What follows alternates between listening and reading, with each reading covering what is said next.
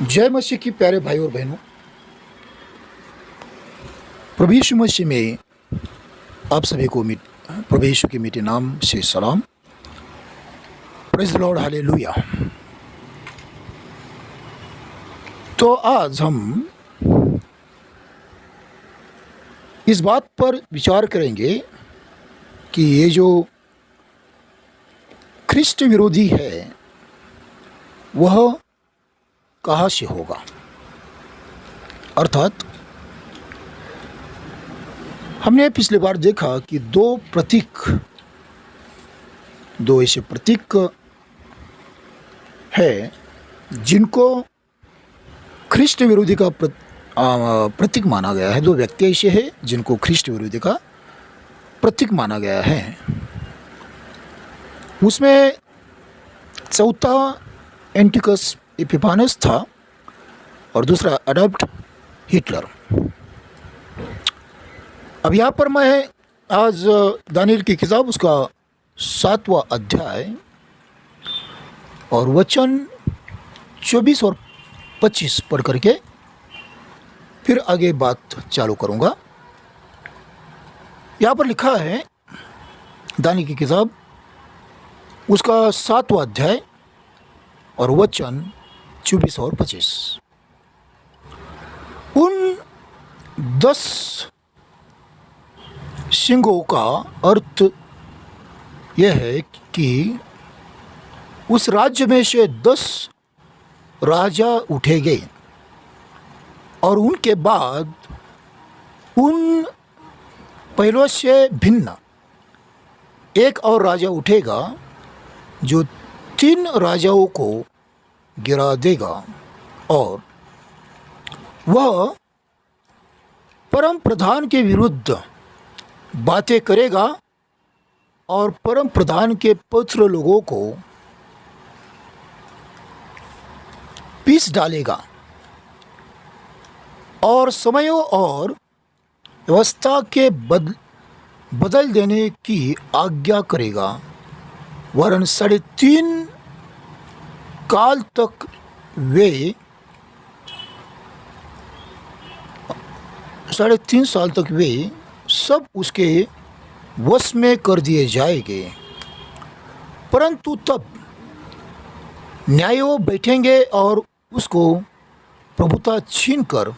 प्रभुता छीनकर मिटाई और नष्ट की जाएगी, या तक कि उसका आना ही हो जाएगा, उसका अंत हो जाएगा। तो यहाँ पर यह व्यक्ति जो 3 राजाओं को नष्ट करके खड़ा हो जाएगा और 10 राजाओं के बाद में उत्पन्न होगा, वह परमेश्वर के विरुद्ध में, परम प्रधान के विरुद्ध में बात करेगा और परम प्रधान के विरुद्ध में बड़ी बड़ी बातें करेगा। जब अंत के दिनों में एंटी क्राइस्ट आएगा 7 सालों के बीच में, वह भी इसी तरह का कार्य करेगा। और जितने भी आज तक परमेश्वर के विरोध में बात करने वाले लोग हुए हैं, उनका भयानक अंत हुआ है। यदि हम पहला परमेश्वर को विरोध करने वाला व्यक्ति निम्रोद की बात करेंगे, तो निम्रोद ने परमेश्वर का विरोध किया।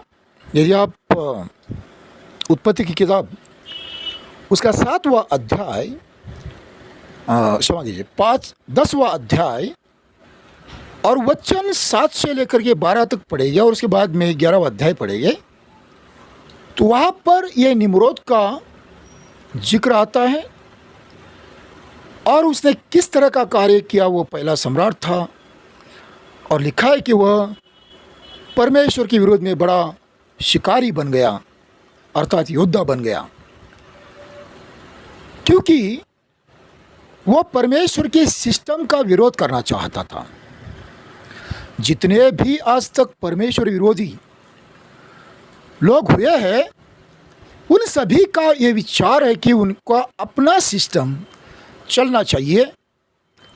वे परमेश्वर के सिस्टम को मानना नहीं चाहते हैं या स्वीकार करना नहीं चाहते हैं या उसमें चलना नहीं चाहते हैं। यदि आप इतिहास की किताब दूसरा इतिहास और उसका 32वां अध्याय 1 से 19 पढ़ेंगे और दूसरा राजा उसका 18वां अध्याय 13 से लेकर के 37 तक पढ़ेंगे, 37 तक, तो वहाँ पर भी सेनेरिब जो अश्शूर के राजा का सेनापति था और वह परमेश्वर के विरोध में काफ़ी कुछ कहता है। वो कहता है कि मेरे पिता ने और मैंने कई देशों के देव देवताओं के मंदिरों को नष्ट किया है, देशों को नष्ट किया है, प्रजा को नष्ट किया है। तब क्या वहाँ के उनके देवी देवता उनके लोगों को बचा पाए? जब वो लोग नहीं बचा पाए तो फिर तुम्हारा यहोवा तुम्हें कैसे बचाएगा?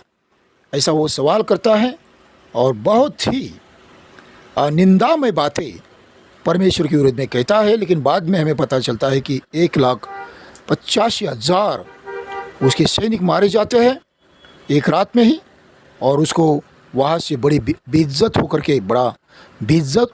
होकर के जाना पड़ता है।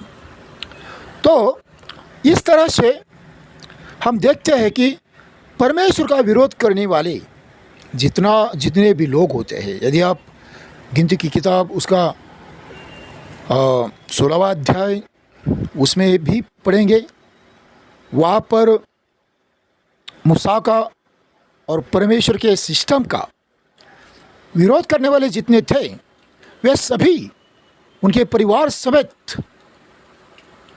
250 लोग जमीन के अंदर जिंदा गाड़े गए। फिर राजा आसा के विषय में आप पढ़िए, वहाँ पर भी हमें पढ़ने को मिलता है कि उसने परमेश्वर के सिस्टम का विरोध किया।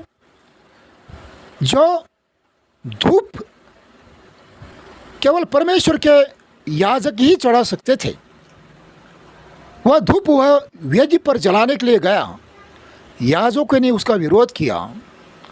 तब उसने उनके तरफ इनको पकड़ो कह के हाथ बढ़ाया और उसको कोड़ हुआ। तो परमेश्वर का विरोध करने वाले, परमेश्वर के सिस्टम का विरोध करने वाले जितने भी लोग हैं वे सारे लोग परमेश्वर के दंड के भागी बन जाते हैं। तो निम्रोद से लेकर के यहाँ तक कि आप इसमें काइन को भी जोड़ सकते हैं, लेकिन काइन का अंत कैसे हुआ बाइबल में इसका उल्लेख नहीं है। लेकिन जितने भी परमेश्वर के सिस्टम का और परमेश्वर का विरोध करने वाले लोग हैं उन सभी को बड़ा दंड सहना पड़ा है। हमने यहाँ पर काफ़ी लोगों का जिक्र किया और वो सारे लोग जो है वो सारे लोग परमेश्वर के सिस्टम का या फिर परमेश्वर का विरोध करने वाले, परमेश्वर की निंदा करने वाले लोग थे और उनका अंत जो है वो भयानक, बहुत ही भयानक अंत हुआ। इस कारण ये जो अंतिम ख्रिस्त विरोधी है वह अंतिम ख्रिस्त विरोधी भी अपने आप को परमेश्वर के तुल्य समझेगा, परमेश्वर की तुल्य समझेगा और उसका भी भयानक अंत होगा। हम बाद में उस पर विचार करने वाले हैं। लेकिन यह जो है चौथा एंटियोकस इपिफानस, इसका भी अंत बहुत भयानक हुआ। यदि आप हिस्ट्री में इसको पढ़ेंगे तो इसका अंत जो है वो बहुत ही भयानक हुआ और बहुत साल तक उसने राज नहीं किया। जितने भी और इसलिए इस कारण वह आने वाला जो ख्रिस्त विरोधी है उसका सही मायने में प्रतीक है। उसने परमेश्वर का मंदिर भ्रष्ट किया, उसने काफ़ी इजरायली लोगों को मारा। हालांकि उसने उतने लोगों को नहीं मारा, यहूदी लोगों को नहीं मारा जितने अडॉल्फ हिटलर ने मारा था। उसने गैस चैम्बर में ही करीब 60 लाख से ज़्यादा लोगों को मारा था, और मैदान में गैस चैम्बर के बाहर भी बहुत से यहूदियों को मारा था उसने। और मुझे ये विश्वास है कि करीब करीब उसने 1 करोड़ तक यहूदी लोगों को मारा होगा। इतिहास में मतलब डॉक्यूमेंट्स में जो है वो उतना उल्लेख नहीं आया है, क्योंकि काफ़ी उस समय इतना रिकॉर्ड नहीं पाया जाता था। उसने करीब करीब 1 करोड़ यहूदियों को मारा। उसकी इतनी तादाद में ये जो चौथा एंटियोकस इपिफानस है उसने यहूदियों को नहीं मारा, लेकिन उसने परमेश्वर के मंदिर को भ्रष्ट किया, परमेश्वर की वेदी को भ्रष्ट किया, और परमेश्वर के विरोध में उसने बड़ी बड़ी बातें कही। मुझे नहीं लगता कि अडॉल्फ हिटलर ने ऐसा कुछ कहा होगा परमेश्वर के विरोध में। यहूदियों के विरोध में उसने काम किया, लेकिन वो क्योंकि क्रिश्चियन था, नाजी था, तो वो डायरेक्टली परमेश्वर के खिलाफ उसने कुछ कहा होगा, ऐसा मुझे लगता नहीं है। और इतिहास में भी इसका कोई डायरेक्टली जिक्र नहीं है। लेकिन वो यहूदियों का तिरस्कार करता था, उनकी घृणा करता था, और इस कारण वो अपने देश के लिए उनको खतरा मानता था, और इस कारण उसने यहूदियों को मारा। लेकिन वो कभी यरूशलेम में गया नहीं, और उसने कभी मंदिर या वेदी भ्रष्ट नहीं की, और नहीं हमें ये रिकॉर्ड मिलता है कि उसने परमेश्वर के विरोध में कोई बातें कही थी। तो फिर यह एकमात्र व्यक्ति बच जाता है जो ख्रिस्त विरोधी का प्रतीक है। ख्रिस्त विरोधी का प्रतीक है। वो 10 राजाओं के बाद में उसका एक्सीडेंट है, उसका मतलब आना है, प्रकट होना है, और 3 राजाओं को नष्ट करके, अर्थात ये 3 साम्राज्य है जो ग्रीस साम्राज्य के 4 भाग थे, उसमें से बाकी 3 साम्राज्यों को और उनके राजाओं को नष्ट करके वो आता है। उसका अर्थ ये है। तो ये जो चौथा एंटियोकस इपिफानस जो है वो ख्रिस्त विरोधी का प्रतीक है। ख्रिस्त विरोधी का प्रतीक है। तो वो कहाँ से था? तो वो सीरिया से था। वो सीरिया से था। इस पर मैं आगे भी छोटी सी वीडियो ये करूँगा, और फिर इससे हमें पता चलेगा कि आने वाला जो एंटी क्राइस्ट है वो कहाँ से पक्का हो सकता है। लेकिन यदि पहला ख्रिस्त विरोधी का जो प्रतीक था वह सीरिया से हुआ, तो हो सकता है कि जो आने वाला एंटीक्राइस्ट है वास्तविक असली ख्रिस्त विरोधी है, मसीह विरोधी है, वह पक्का वहीं से हो सकता है, सीरिया से। और वो क्यों हो सकता है इसके विषय में मैं अगले वीडियो में स्पष्टीकरण दूंगा। अगला वीडियो जो है वो इस श्रृंखला में मेरा अंतिम वीडियो होगा।